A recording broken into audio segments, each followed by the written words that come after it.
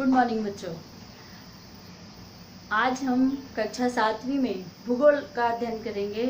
इसके पहले मैं आपको बता देती हूँ कि भूगोल के लिए आपको 300 पेज की प्रैक्टिकल कॉपी लगेगी, जिसमें कभी आपको चित्र बनाना हो तो आप कोरे पेज में बनाइएगा और लिखने का काम आपको लाइन वाला जो पन्ना होता है उस पर करेंगे।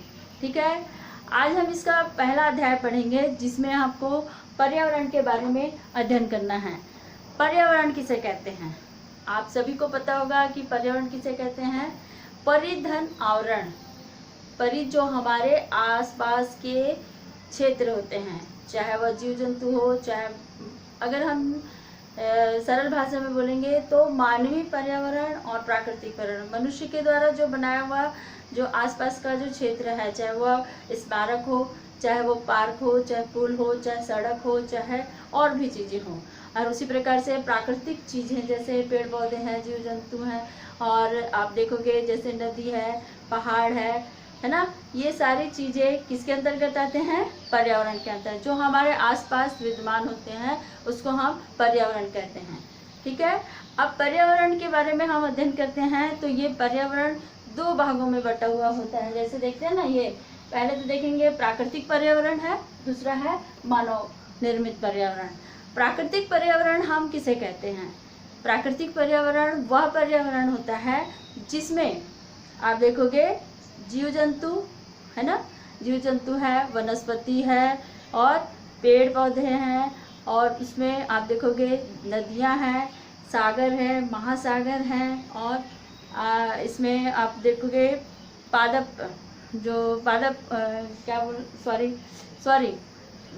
इसमें देखेंगे जलमंडल है, स्थलमंडल, वायुमंडल और जयमंडल है ना। ये चारों चीज़ों का जो समाहित होता है उसको हम बोलते हैं पर्यावरण।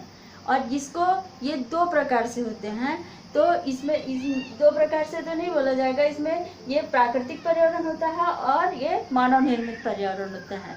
तो प्राकृतिक पर्यावरण को हम 4 भागों में विभाजित करते हैं। इसमें देखोगे जलमंडल और वायुमंडल, स्थलमंडल और जयमंडल। ठीक है, तो हम जलमंडल किसे कहते हैं? जलमंडल हम उस क्षेत्र को कहते हैं जिसमें पृथ्वी के जितने भी भाग में, चाहे वह नदी हो, चाहे वह सागर हो, चाहे महासागर हो, आपको पता होगा कि पृथ्वी के 71% भाग में जल है ना। तो वो जो भाग है उस भाग को हम जलमंडल कहते हैं, जो पूरा जलाथल होता है। जो क्षेत्र पृथ्वी का जितना क्षेत्र जल से भरा हुआ है उसे हम जलमंडल कहते हैं। ठीक है, अब देखते हैं वायुमंडल। वायुमंडल किसे कहते हैं? आप देखोगे वायुमंडल जो गैसों का एक पिंड होता है जो हमारे आकाश में है। वायुमंडल जो पृथ्वी के गुरुत्वाकर्षण शक्ति के कारण से, पृथ्वी अपनी गुरुत्वाकर्षण शक्ति के कारण से वायुमंडल को समेटे हुई है, और इसमें विभिन्न गैसों का मिश्रण पाया जाता है। ठीक है, ये सूर्य की जो हानिकारक किरणें होती हैं उससे हमारी रक्षा करती हैं। आपने सुना होगा ओजोन मंडल। वैसे तो वायुमंडल 5 प्रकार के होते हैं, आपको आगे क्लास में पढ़ोगे आप, जैसे क्षोभ मंडल हुआ, समताप मंडल और आयरन मंडल, ओजोन मंडल, मध्य मंडल, वायुमंडल। ये 5 प्रकार के होते हैं। इसमें देखोगे आप, इसमें अध्ययन करोगे तो आपको पता चलेगा वायुमंडल। ठीक है, जो हमसे 1600 किलोमीटर की ऊंचाई पर स्थित है, जहाँ पर मनुष्य रहते हैं, जीव जंतु रहते हैं, पेड़ पौधे रहते हैं, पशु पक्षी रहते हैं। ये वाले जो मंडल को हम क्षोभ मंडल के नाम से जानते हैं। अब देखेंगे स्थलमंडल। स्थलमंडल वह मंडल है जो पृथ्वी का ऊपरी सतह है, जो विभिन्न प्रकार की चट्टानों से बना हुआ है, उसे हम स्थलमंडल कहते हैं।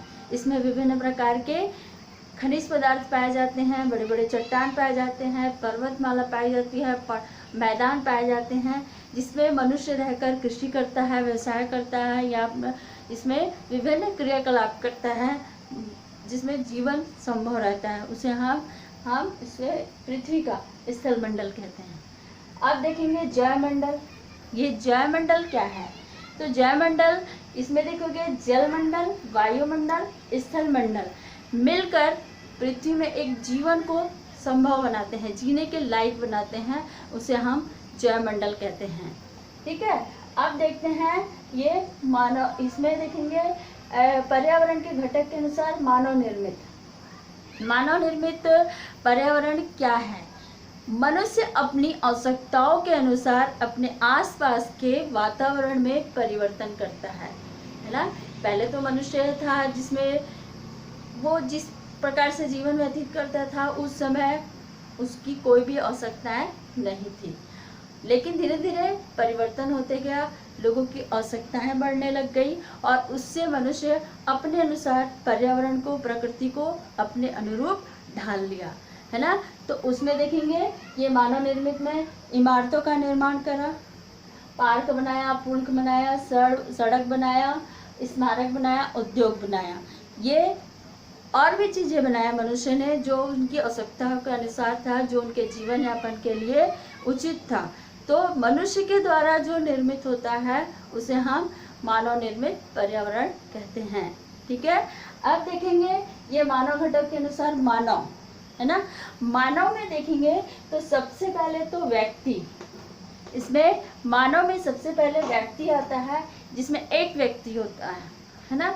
जैसे आदि मानव के समय में वह अपना जीवन अकेले बिताता था, है ना। जहाँ पर भी रहता था वो वहीं पर रहता था, वहीं पर खाता था, वहीं पर शिकार करता था और वैसे ही उसका जीवन चलता था।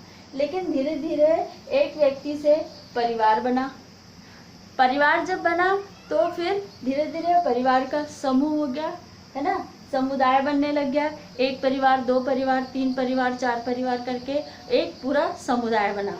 फिर उसके बाद देखेंगे धर्म, जब समुदाय बना तो लोगों के अपने अपने धर्म बन गए कि वो किस प्रकार से अपना जीवन यापन करेंगे, किस देवी देवताओं की पूजा करेंगे, कौन से धर्म को मानेंगे, ये मनुष्य ने ही बनाया, मानव निर्मित ही मनुष्य के द्वारा बनाया हुआ था।